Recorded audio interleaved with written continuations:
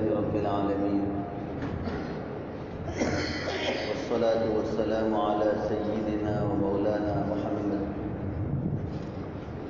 وعلى آله وصحبه وعلى من تبعهم بإحسان إلى يوم الدين. أما بعد، فقد قال الله تبارك وتعالى في كلامه المجيد والفرقان الحميد: أعوذ بالله من الشيطان الرجيم، بسم الله الرحمن الرحيم. إذ قال موسى لأهله إني آنست نارا سآتيكم منها بخبر أو آتيكم بشهاب قبس لعلكم تصطلون. فلما جاءها نودي أن بورك من في النار ومن حولها فسبحان الله رب العالمين. يا موسى إنه أنا الله العزيز الحكيم وألق عصاك فلما رآها تهتز كأنها جان ولا مدبرا ولم يعقب. يا موسى لا تخف إني لا يخاف لدي المرسلون إلا من ظلم ثم بدل حسنا بعد سوء فإني غفور رحيم. صدق الله العظيم. بزرگوں اور بھائیوں، 19ویں پارے کی سورہ نمل کی ابتدائی چند آیات آپ کے سامنے تلاوت کی ہے. ان آیات میں اللہ تبارک و تعالی نے اپنے ایک برگزیدہ نبی اور پیغمبر اور رسول کی زندگی اور سیرت کے چند گوشوں کو ذکر فرمایا ہے. حضرت موسیٰ علیہ السلام اللہ کے برگزیدہ نبی اور پیغمبر ہیں. قرآن مجید میں بیشتر جگہوں پر اللہ تبارک و تعالیٰ نے حضرت موسیٰ کا ذکر چھیڑا ہے اور کثرت کے ساتھ ذکر کیا ہے. میں سمجھتا ہوں کہ شاید کوئی پارہ خالی نہیں ہوگا جس میں حضرت موسیٰ علیہ السلام کا ذکر نہ آیا ہو. 30ویں پارے میں بھی ذکر ہے. شاید کوئی پارہ خالی نہیں ہوگا جس میں حضرت موسیٰ کا ذکر نہ آیا. کسی شخصیت کا کثرت کے ساتھ تذکرہ کرنا اور اس کا ذکر کرنا، یہ اس شخصیت کی عظمت پر دلالت کرتا ہے. جیسے ہمارے یہاں اگر کسی شخصیت کا تذکرہ ہم اہمیت کے ساتھ کریں اور کثرت کے ساتھ اس شخصیت کا تذکرہ کریں تو اس شخصیت کی گویا کہ ہمارے نزدیک، ہمارے دل میں اس کی عظمت ہے، اس کا احترام ہے اور وہ بہت بڑی شخصیت ہے. اللہ تبارک و تعالیٰ نے بھی حضرت موسیٰ علیہ السلام کا تذکرہ قرآن مجید میں اکثر جگہوں پر کیا ہے اور اسی کو میں نے کہا کہ تقریباً ہر پارے میں حضرت موسیٰ کا ذکر آیا ہے. معلوم یہ ہوا کہ اللہ کے نزدیک حضرت موسیٰ علیہ السلام کا رتبہ بہت بلند ہے اور زندگی کے مختلف گوشوں کا ذکر کیا ہے. کہیں بچپن سے پہلے والی زندگی، یعنی پیدا ہونے سے پہلے والی زندگی کے حالات کیا تھے. حضرت موسیٰ علیہ السلام کی پیدائش سے پہلے مصر میں حالات کیا تھے. وہ نجومی نے جو خبر دی تھی اور فرعون نے جو خواب دیکھا تھا، ایک خواب دیکھا تھا فرعون نے. خواب یہ دیکھا کہ ملک شام سے ایک آگ نکلی اور وہ آگ نکل کر بڑھتی رہی یہاں تک کہ مصر میں داخل ہوئی اور مصر میں کئی لوگوں کو اس نے جلا دیا. یہ خواب دیکھا تھا. بہت پریشان ہوا کہ اس خواب کی تعبیر کیا ہوگی. چنانچہ معبرین سے اس کی تعبیر پوچھی گئی، خواب کی تعبیر بتانے والوں سے اس کی تعبیر پوچھی گئی تو تعبیر بتانے والوں نے یہ بتایا کہ ملک شام میں ایک بچہ پیدا ہوگا اور وہ بچہ بڑھتے بڑھتے مصر تک آئے گا اور آپ کی حکومت کے زوال کا وہ سبب بنے گا. آپ کی حکومت اس کے ہاتھ پر ختم ہو جائے گی. بہت بے چین ہوا کیا کرے. تو اس نے پھر بچوں کے قتل کا جو پلان بنایا تھا اور بچوں کے قتل کا ایک طریقہ جو اس نے ایجاد کیا تھا وہ حضرت موسیٰ علیہ السلام کی پیدائش سے پہلے کے حالات تھے. پھر پیدا ہونے کے بعد کیا حالات آئے اور بچپن میں ان کے والدہ نے ان کو بچانے کے لیے کیا ترکیبیں اپنائی تھی. اس بچے کو پیچھے کر دو اور جانا ہو تو چلا جائے.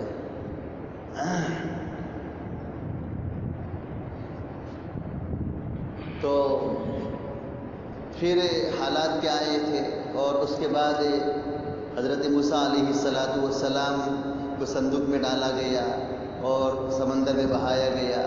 پھر سمندر سے وہ صندوق بہتا فرعون کے محل کے پاس سے گزرا. صندوق اٹھایا گیا. اس میں حضرت موسیٰ علیہ السلام بالکل چھوٹے سے بچے کی شکل میں تھے.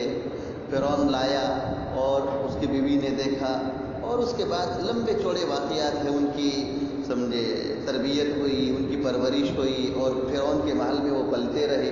33 سال تک فرعون کے محل میں پلتے رہے. دیکھو خواب کیا دیکھا تھا. خواب یہ دیکھا تھا کہ ایک بچہ پیدا ہوگا ایسا کہ جس کے ہاتھ پر تمہاری حکومت کا زوال ہوگا. بچہ ایسا ہے. بنی اسرائیل میں ایک بچہ پیدا ہوگا اور بنی اسرائیل وہ شام کے رہنے والے تھے. وہ تو پھر بعد میں مصر بسائے گئے تھے. تو خواب دیکھا تھا کہ بنی اسرائیل میں ایک بچہ پیدا ہوگا اور اس بچے کے ہاتھ پر تمہاری حکومت کا زوال ہوگا. اللہ تبارک و تعالیٰ کو اپنی قدرت کی نشانیاں دکھانی تھی کہ تم کتنے بچوں کو قتل کرو گے.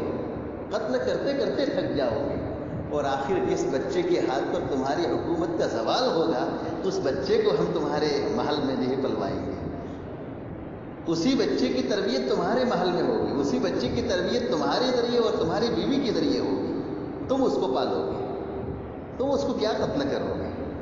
اللہ کی سمجھے قدرت. اللہ نے اپنی قدرت کی نشانیاں دکھائی. حضرت موسیٰ علیہ السلام کی زندگی کا ہر گوشہ اور زندگی کا ہر واقعہ ہمارے لیے ایک عبرت بھی ہے, سبق بھی ہے, اللہ کی قدرت کی نشانیاں بھی ہیں. اور حضرت موسیٰ علیہ السلام کی زندگی اگر بیان کرنے کے لیے ہم بیٹھیں تو پہلے روزے سے لے کر شاید آخری روزے تک جو ہے سمجھے پورا نہ ہوئے. اتنا یہ سمجھے واقعات سے قرآن مجید بھرا پڑا ہے. یہاں تو جن آیات کی میں نے تلاوت کی ہے ان آیات کو مجھے تھوڑا سا سمجھانا ہے. حضرت موسیٰ علیہ السلام فرعون کے محل میں 33 سال تک رہے اور اس کے بعد ایک واقعہ پیش آیا تھا. واقعہ یہ پیش آیا تھا کہ حضرت موسیٰ علیہ السلام کا فرعون کے محل میں ایک مقام بن گیا تھا, ایک رتبہ بن گیا تھا. اور یہاں تک کہ درباری لوگ تو حضرت موسیٰ کو فرعون کا بیٹا ہی سمجھنے لگے تھے کہ ان کا بیٹا ہی ہے. 33 سال تک وہاں رہے. 33 سال کی مدت پوری ہوئی اور وہی مصر کے اندر ایک واقعہ پیش آیا. واقعہ یہ پیش آیا تھا کہ وہاں 2 قوم بستی تھی. 2 قومیں بستی تھی. ایک تو اسرائیلی یعنی بنی اسرائیل کی حضرت موسیٰ علیہ السلام کی قوم, اور ایک قوم فرعون کی تھی. قبطی اور سبطی قوم بستی تھی. تو ایک مرتبہ دوپہر کا وقت تھا اور ایک اسرائیلی شخص کا فرعون کی قوم کے ایک آدمی کے ساتھ کچھ تو میں ہو گیا, کچھ جھگڑا ہو گیا. اور اسی جھگڑے میں دونوں ایک دوسرے کے ساتھ ہاتھا پائی کر رہے ہیں, مار رہے ہیں گوسا, ایک دوسرے کے ساتھ دھکا مکی ہو رہی ہے. حضرت موسیٰ علیہ السلام کا بالکل दोपहर की चिलचिलाती धूप में वहां से गुजर हुआ तो उस इसराइली शख्स ने हजरत मूसा अलैहिस्सलाम के कौम का जो शख्स था, इसराइली बनी इसराइल का जो शख्स था, उसने हजरत मूसा अलैहिस्सलाम को दूर से जाते हुए देखा तो उसने मूसा अलैहिस्सलाम को पुकारा और कहा कि मूसा इधर आओ, ये मुझे मार रहा है, ये मुझे मार रहा है। तो हजरत मूसा अलैहिस्सलाम दौड़ते भागते आए और आकर समझे कुछ पूछना ताशना एक तरफ रहा और सीधा ही उसको अलग करने के लिए, दूर करने के लिए, दोनों को छुड़ाने के लिए एक मुक्का लगाया, एक गौसा रसीद किया। किसको? फिरौन के कौम का जो आदमी था जो उसको एक गौसा रसीद किया और अचानक वो गौसा ऐसा लग गया कि वो मर गया। हालांकि मारना मकसूद नहीं था, मारना मकसूद नहीं था, बल्कि क्या था, उसकी इस्लाह मकसूद थी कि फिरौन ने भी जुल्म कर रखा है और फिरौन की कौम ने भी जुल्म कर रखा है। तुमने समझा क्या है? तुमने समझा क्या है? जैसे आजकल हमारे मुल्क के हालात जो बने हुए, हर शख्स दादागिरी कर रहा है मुसलमानों पर, हर शख्स दादागिरी कर रहा है। समझा क्या है मुसलमानों को उन्होंने? तो अर्ज कर रहा था कि फिरौन की तरफ से और दरबारियों की तरफ से और लश्कर की तरफ से तो जुल्म हो ही रहा था। किन पर? बनी इसराइल के लोगों पर। लेकिन आम आदमी भी अपनी आंखें दिखाता था, आम आदमी भी चलता फिरता टट्टू समझे, वो भी अपनी आंखें दिखाता था। तो मूसा अलैहिस्सलाम को गुस्सा आया, कहा कि तुम लोगों ने समझा क्या है? हमें बनी इसराइल को तुमने समझा क्या है? हर शख्स आता है दादागिरी करता है, हर शख्स आता है दादागिरी करता है, हर शख्स आता है मुसलमान को ये दहशतगर्द कहता है और कहता है कि यहाँ से पाकिस्तान चले जाओ। हर शख्स यही कहता है जुबान पर, यही उसकी जुबान पर है। तुमने समझा क्या है? मूसा अलैहिस्सलाम को बड़ा गुस्सा आया और इसी गुस्से के आलम में उसकी इस्लाह मकसूद थी। किसकी? वो फिरौन की कौम का जो आदमी था उसकी इस्लाह मकसूद थी और उसी इस्लाह के लिए हाथ उठाया और गौसा रसीद किया, एक मुक्का लगाया और अचानक ऐसा लग गया और ऐसी जगह पर लग गया कि वो मर गया। हालांकि समझिए मार डालना मकसूद नहीं था, उसकी तो इस्लाह मकसूद थी। दोनों लड़ रहे थे, झगड़ रहे थे, दोनों को जुदा करना मकसूद था और उसको जरा समझे आंखें दिखाना मकसूद था। लेकिन लगा ऐसा कि वो मर गया। अब वो मर गया और वहां पर इस आदमी के मरने के वाक़ये को जानने वाले मूसा अलैहिस्सलाम और उनकी बिरादरी का और उनकी कौम का जो आदमी था बनी इसराइली, दोनों के अलावा दूसरा कोई जानता नहीं था। बिल्कुल दोपहर का सन्नाटा था, दोपहर का सन्नाटा था, कोई जानता नहीं था। बिल्कुल चिड़िया भी वहां नहीं परखती थी। वो आदमी तो मरने वाला तो मर गया, मूसा अलैहिस्सलाम मारने वाले थे और वो आदमी अपनी कौम का था। इसलिए ये बात अगर राज में रखना चाहते तो राज में रह सकती थी। बात समझ में आ रही? राज में रह सकती थी और राज में ही थी। आइंदा कल एक वाक़या फिर पेश आया। अच्छा, ये राज में थी, अब ये आदमी मर गया तो हुकूमती पैमाने पर, हुकूमती लेवल पर इस आदमी के कातिल और मारने वाले शख्स की तलाशी जारी हुई। कौन ऐसा शख्स है जिसने इसको मारा है? हुकूमती पैमाने पर, हुकूमती लेवल पर इसकी तलाशी जारी हुई। लेकिन तलाश करते करते करते वहां पर कोई मिला तो नहीं, समझिए, इसलिए कि उस जमाने में कोई एनडीए टेस्ट तो था नहीं। जानते हैं NDA test? DNA test, DNA test होता है जिससे समझे वो बहुत सी चीज़ें मालूम की जाती है, डीएनए टेस्ट बोलते हैं। तो और कोई कैमरा भी लगा हुआ नहीं था और कोई समझे था भी नहीं कि कैसे पता चले। तो राज में रखना चाहती तो राज में रह सकती थी बात। लेकिन दूसरे दिन यही इस्राइली शख्स दूसरे दिन दोपहर में इसी वक्त एक दूसरे फिरौनी शख्स के साथ लड़ रहा था। जैसे आज वाक़या पेश आया, इसी तरीके से आइंदा कल फिर वाक़या पेश आया। اور وہی دوپہر کا وقت تھا، دونوں آپس میں لڑ رہے ہیں، اور اسی وقت حضرت موسیٰ علیہ السلام کا وہاں گزر ہوا۔ تو کل گزشتہ کی طرح آج بھی اس اسرائیلی شخص نے موسیٰ علیہ السلام کو مدد کے لیے طلب کیا کہ موسیٰ ادھر آؤ۔ تو موسیٰ علیہ السلام دوڑتے ہانپتے وہاں آئے، غصے میں بھرے ہوئے، اور غصہ کس پر تھا؟ وہی فرعون کی قوم کے آدمی پر تھا کہ تم لوگوں نے سمجھا کیا کہ جہاں دیکھو تم اسرائیلیوں کو، بنی اسرائیل کے لوگوں کو تم مارتے ہو، دھاڑتے ہو، تم نے سمجھا کیا؟ تو غصے کا اظہار اس پر ہو رہا تھا، کس پر؟ فرعون کی قوم کے آدمی پر، اور اس کو مارنے کے لیے، اس کو جدا کرنے کے لیے، الگ کرنے کے لیے انہوں نے مکہ یوں اٹھایا، اور وہ موسیٰ علیہ السلام کی قوم کا آدمی جس کو کل بچایا تھا اور آج بھی بچانے کے لیے آئے تھے، اس کی زبان سے ایک دم جملے نکل گئے کہ او موسیٰ، کیا تم آج مجھے بھی مار ڈالو گے اس طریقے سے جس طریقے سے کل گزشتہ تم نے فلاں کو مار ڈالا تھا؟ بس یہ اس کی زبان سے الفاظ نکل گئے۔ ترید انت، کیا وہ الفاظ قرآن مجید کی آیت ہے کہ کیا تم مجھے قتل کرنا چاہتے ہو اس طریقے سے جس طریقے سے کل گزشتہ تم نے اس کو قتل کر دیا تھا؟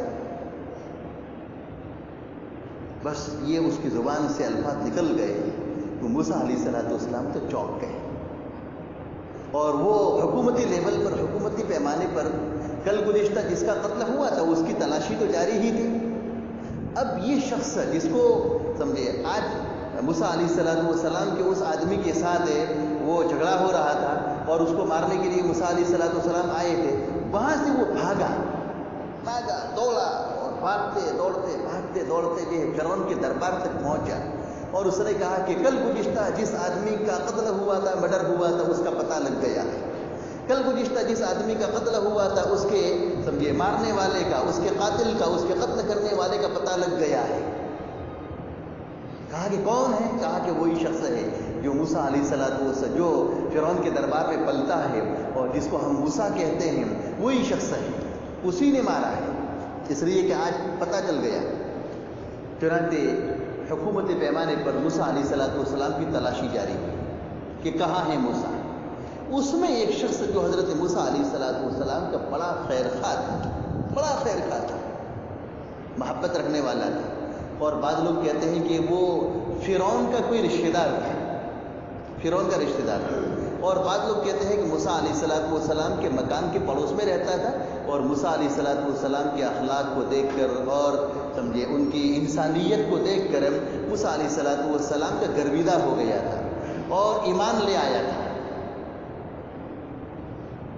تو وہ خیر خواہ شخص جو تھا وہ موسیٰ علیہ السلام کے پاس دوڑتا بھاگتا آیا، اور اس نے کہا کہ میں تمہارے لیے خیر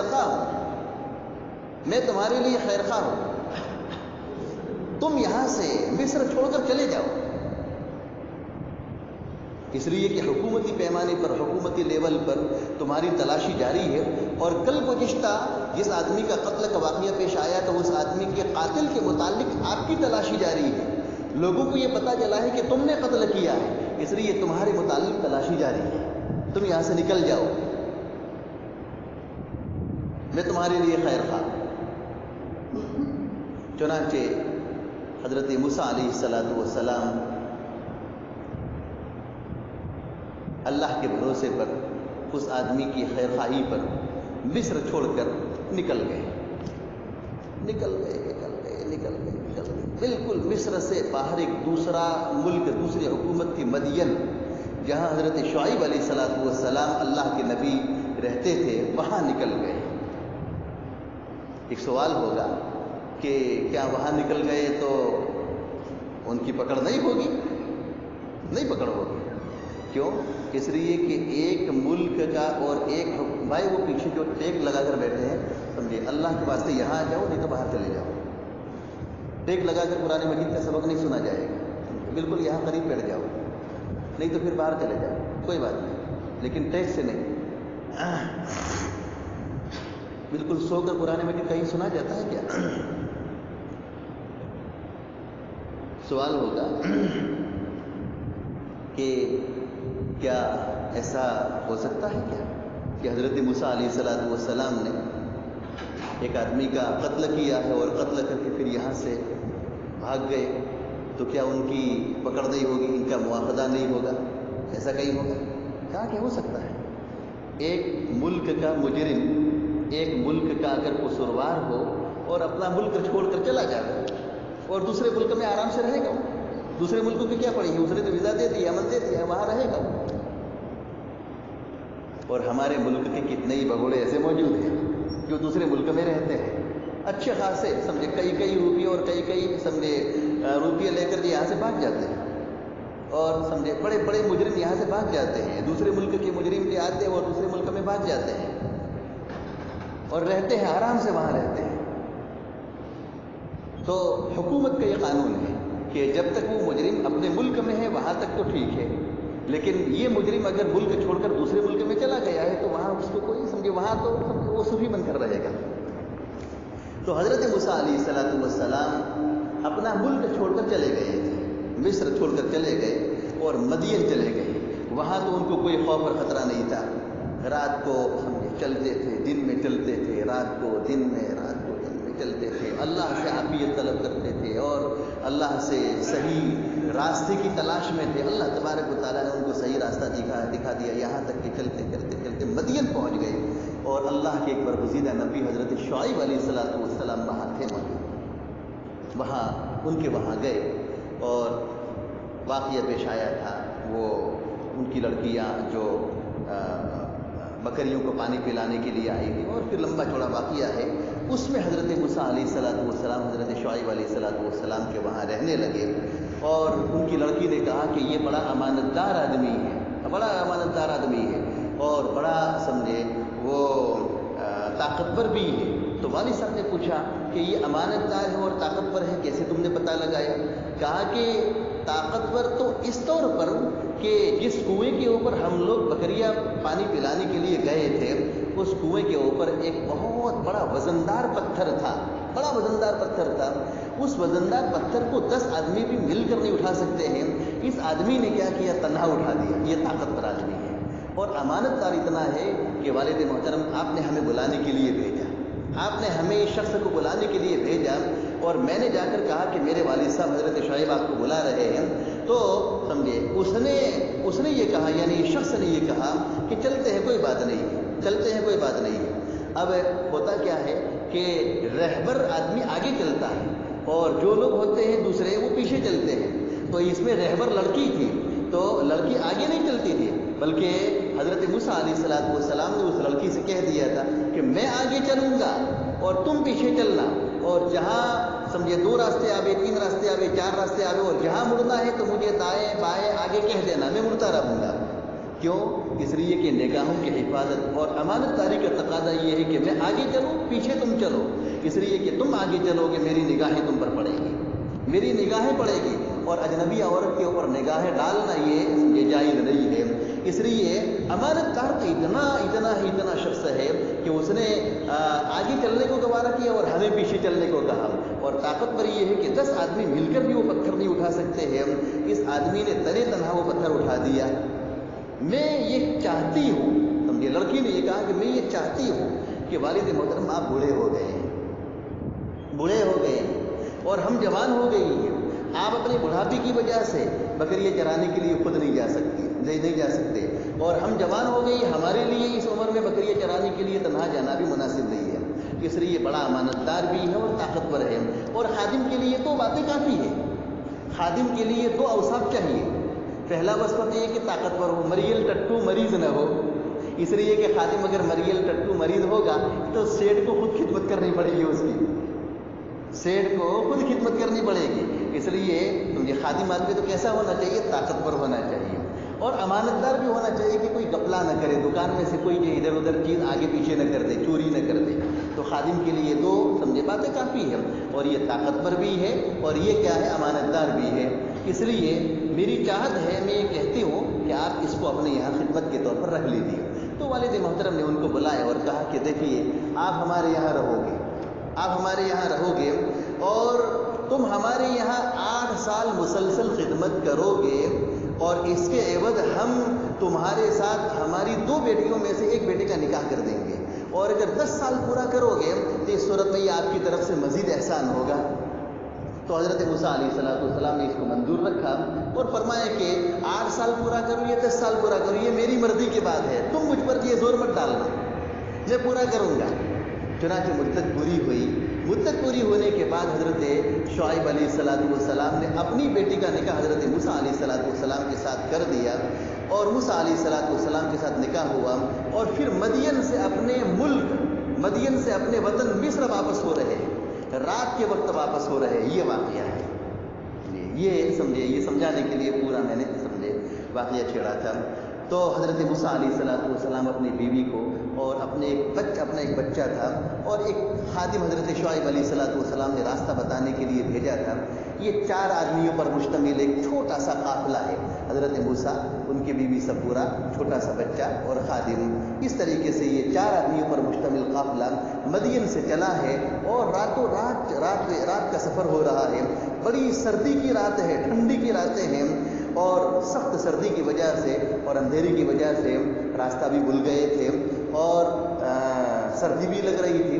تو حضرت موسیٰ علیہ السلام نے اپنے گھر والوں سے کہا، اپنی بیوی سے کہا کہ میں نے وہاں سامنے پہاڑی کے اوپر آگ کو محسوس کیا ہے، مجھے لگتا ہے کہ وہاں آگ جلتی ہے تو آگ جلانے والا کوئی ہوگا، آگ جلتی ہے تو جلانے والا کوئی ہوگا، اور وہاں کوئی نہ کوئی ہمیں آدمی ملے گا، میں ذرا وہاں جاؤں تو وہاں سے آگ بھی لے آؤں، تھوڑا سا آگ لا کر یہاں ہم تاپنی کر دیں گے اور آگ جلا دیں گے، تو تھوڑا سا ہم بھی سمجھے سیک لیں گے اور اپنے بدن کو گرما لیں گے، اور وہاں کوئی آدمی ہوگا تو اس سے میں پوچھ لوں گا کہ مصر جانے کا راستہ کون سا ہے۔ چنانچہ حضرت موسیٰ علیہ السلام ان دونوں باتوں کے لیے کہاں جا رہے ہیں؟ سامنے پہاڑی کے اوپر آگ جل رہی ہے، وہاں پہنچ رہے ہیں۔ دیکھیے، اذ قال موسیٰ لأہلہ انی آنست نارا، اذ قال موسیٰ لأہلہ انی آنست نارا، اس وقت کو یاد کرو جب کہ حضرت موسیٰ علیہ السلام نے اپنے اہل یعنی اپنی بیوی سے یہ کہا تھا، انی آنست نارا، فرمایا کہ میں نے آگ کو محسوس کیا ہے۔ مفتی شفیع صاحب رحمۃ اللہ علیہ نے یہاں ایک بات لکھی ہے نکتے کی، کہ حضرت موسیٰ علیہ السلام کی بیوی کا نام صفورہ تھا، صفورہ تھا، بعد حضرات نے صفورہ کہا ہے، بعد نے صفوریہ کہا ہے، بعد نے آسپورہ بھی کہا ہے، مختلف نام بتائے جاتے ہیں، لیکن اللہ تبارک و تعالیٰ نے یہاں موسیٰ علیہ السلام کی بیوی کا نام نہیں لیا، اللہ تبارک و تعالیٰ نے اپنی بیوی کا نام نہیں لیا، اللہ تعالیٰ نے حضرت موسیٰ علیہ السلام کی بیوی کا نام یہاں سمجھے نہیں لیا۔ مفتی شفیع صاحب رحمۃ اللہ علیہ نے یہاں ایک نکتہ لکھا ہے کہ شوہر کے لیے اپنی بیوی کا نام لے کر لوگوں کے سامنے تذکرہ کرنا یہ سمجھے مناسب نہیں ہے۔ ایک شوہر کے لیے اپنی بیوی کا نام لے کر اپنے دوستوں کے سامنے، اپنے احباب کے سامنے بیوی کا نام لے کر تذکرہ کرنا یہ اچھا نہیں ہے، مناسب نہیں ہے۔ آج کل لوگوں میں یہ عادتیں عام ہو رہی ہیں، اور خاص طور پر جب نئی شادی ہوتی ہے نا، تو نئی شادی کے بعد وہ نوشہ جو ہوتا ہے، وہ نوشہ اپنی بیوی کا نام لے کر اور رات کو جو واقعہ پیش آئے اس واقعے کا جو ہے مزے لے کر تذکرہ اپنے دوست احباب کے سامنے کرتا ہے، نام بھی لیتا ہے۔ یہاں اللہ تبارک و تعالیٰ نے حضرت موسیٰ علیہ السلام کی بیوی کا نام نہیں لیا ہے، سمجھے۔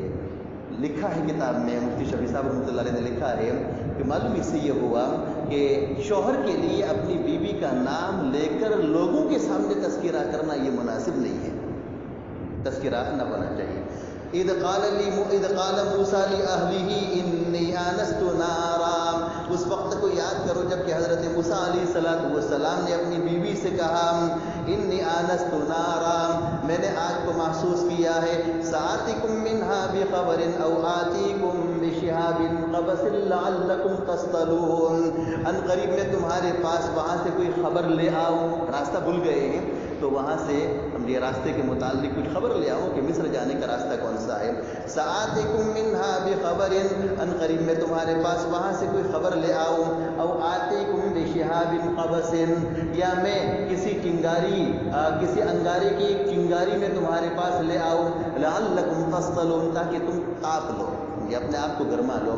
فلما جاءها نودی ان بورک من فی النار ومن حولها، جب حضرت موسیٰ علیہ السلام اس آگ کے پاس آئے تو ندا دی گئی، آواز دی گئی، یہ کہ برکت دی گئی ہے اس کو جو آگ میں ہے اور جو آگ کے ارد گرد ہے، آگ میں ہے اور جو آگ کے ارد گرد ہے اس کو برکت دی گئی ہے۔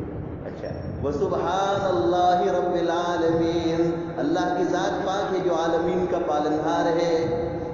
وہاں آگ جو جل رہی تھی تو کوئی انسان جلانے والا نہیں تھا، اور وہ دنیا کی آگ نہیں تھی، بلکہ وہ تجلی الہی تھی، اللہ تبارک و تعالیٰ کی تجلی اور اس کے نور کا ظہور ہو رہا تھا پہاڑ کے اوپر۔ کیا فرمایا؟ یا موسیٰ انہ انا اللہ العزیز الحکیم، فرمایا کہ اے موسیٰ وہ تو میں اللہ ہوں، کوئی دوسرا نہیں ہے۔ یہاں آگ جو جل گئی نا، وہ ندا دی گئی، وہ آواز دی گئی تو بتایا گیا کہ اے موسیٰ وہ آگ جلانے والا کوئی انسان نہیں ہے، اور وہ کوئی دنیا کی آگ نہیں ہے، بلکہ وہ تو میں اللہ ہوں، انی انا اللہ انہ انا اللہ العزیز الحکیم، زبردست حکمت والے ہیں۔ حضرت موسیٰ علیہ السلام کے وہاں سے روانہ ہو رہے ہیں، وہاں سے روانہ ہو رہے تھے، کہاں سے؟ حضرت شعیب علیہ السلام کے مکان سے روانہ ہو رہے تھے۔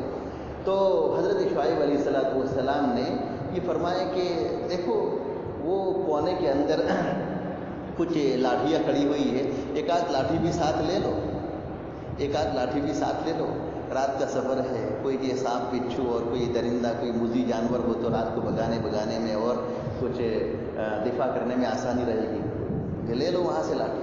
تو کئی لکڑیاں وہاں کڑی ہوئی تھی، تو حضرت موسیٰ علیہ السلام گئے، ایک لاٹھی اٹھا کر لے آئے، ایک لاٹھی اٹھا کر لے آئے اور دکھایا حضرت شعیب علیہ السلام کو، ابا جی کو، کہا کہ یہ رکھ دو دوسری لے آؤ، یہ رکھ دو دوسری لے آؤ، رکھ دی۔ تو رات کا اندھیرا تھا تو دوبارہ وہی لاٹھی ہاتھ میں آئی، یہ دوبارہ آئی، کہا کہ حضرت یہ لے آؤ، کہا کہ نہیں رکھ دو، اور تیسری لے آؤ، یہ رکھ دو دوسری کا۔ کئی مرتبہ ایسا کیا، 2-4 مرتبہ ایسا کیا، تو حضرت شعیب علیہ السلام دراصل اس لکڑی کو دینا نہیں چاہتے تھے۔ دراصل وہ لکڑی حضرت آدم علیہ السلام جب آسمان سے زمین پر اتارے جا رہے تھے، جنت سے وہاں سے اتارے جا رہے تھے، تو وہ لکڑی اللہ تبارک و تعالیٰ نے آسمان سے جنت سے حضرت آدم علیہ السلام کو دی تھی، وہ جنت کی لکڑی تھی۔ اور پھر حضرت آدم علیہ السلام کے بعد ان کے لڑکے حضرت شیث، اور پھر سمجھے وہ نبی در نبی منتقل ہوتے حضرت شعیب علیہ السلام کے گھرانے میں وہ لکڑی آئی تھی۔ تو حضرت شعیب علیہ السلام جنت کی اس لکڑی کو، جنت کی اس لاٹھی کو اپنے گھر سے دور کرنا چاہتے نہیں تھے، اپنے ہی وہاں رکھنا چاہتے تھے، لیکن بار بار وہی لکڑی ہاتھ میں آ رہی تھی، بار بار وہی لاٹھی ہاتھ میں آ رہی تھی، 3-4 مرتبہ ایسا کیا، بار بار وہی لاٹھی ہاتھ میں آ رہی تھی۔ تو اخیر میں حضرت شعیب علیہ السلام نے فرمایا کہ جاؤ لے جاؤ، سمجھے اللہ کو یہی منظور ہے، اور دل میں یہی خیال کیا کہ نبوت اب شعیب کے گھرانے سے موسیٰ کے گھر میں منتقل ہو رہی ہے، نبوت اب شعیب کے گھرانے سے موسیٰ کے گھرانے میں منتقل ہو رہی ہے۔ اس طریقے سے وہ لکڑی لے کر روانہ ہوئے، رات کی اندھیری تھی، اور وہ پہاڑی کے اوپر تجلی الہی کا ظہور ہوا، اللہ کی تجلی کا ظہور ہوا۔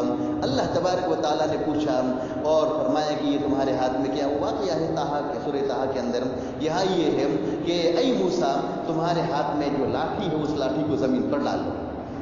جیسے ہی لاٹھی کو زمین پر ڈالا تو وہ بالکل مطلب اژدہا بن گیا، اژدہا بن گیا۔ یہاں پر کأنہا جان کے الفاظ ہیں، کأنہا جان کا مطلب یہ ہے کہ گویا کہ وہ بالکل پتلا سا۔ حضرت موسیٰ علیہ السلام نے جب وہ لکڑی زمین پر رکھی تھی تو وہ جو سانپ بن گئے تھے، اس کے لیے قرآن مجید میں 3 طرح کے الفاظ ہیں، سمجھے۔ ایک تو فَإِذَا هِيَ ثُعْبَانٌ مُّبِينٌ، اور فَإِذَا هِيَ حَيَّةٌ، اور تیسرا لفظ ہے فَكَأَنَّهَا جَانٌّ، سمجھے۔ یہ 3 الفاظ ہیں، اور 3 الفاظ قرآن مجید میں اللہ تبارک و تعالیٰ نے مختلف حکمتوں کی وجہ سے ذکر فرمائے ہیں۔ جہاں پر حیتن کا لفظ ہے، حیتن کا لفظ قرآن مجید میں جہاں آیا ہے، عربی زبان میں حیتن کا لفظ استعمال ہوتا ہے سانپ کے لیے، تو جہاں حیتن کا لفظ آیا ہے تو اللہ تبارک و تعالیٰ بتانا ہی چاہتے ہیں کہ اس لاٹھی کے ذریعے جو جانور بنا تھا وہ جانور یہ سانپ تھا، سانپ کے قبیل سے تھا۔ اور قرآن مجید میں جہاں پر فَإِذَا هِيَ ثُعْبَانٌ مُبِينٌ آیا ہے بالکل واضح اژدہا تھا۔ ثعبان کہتے ہیں بہت بڑے سانپ کو، جس کو اژدہا بولتے ہیں، گجراتی میں جس کو اجگر بولتے ہیں، اجگر سمجھے، اژدہا جو نگل جاتا ہے۔ تو ثعبان کا لفظ آیا ہے، وہاں پر بتانا مقصود یہ ہے کہ وہ سانپ کی کون سی قسم تھی؟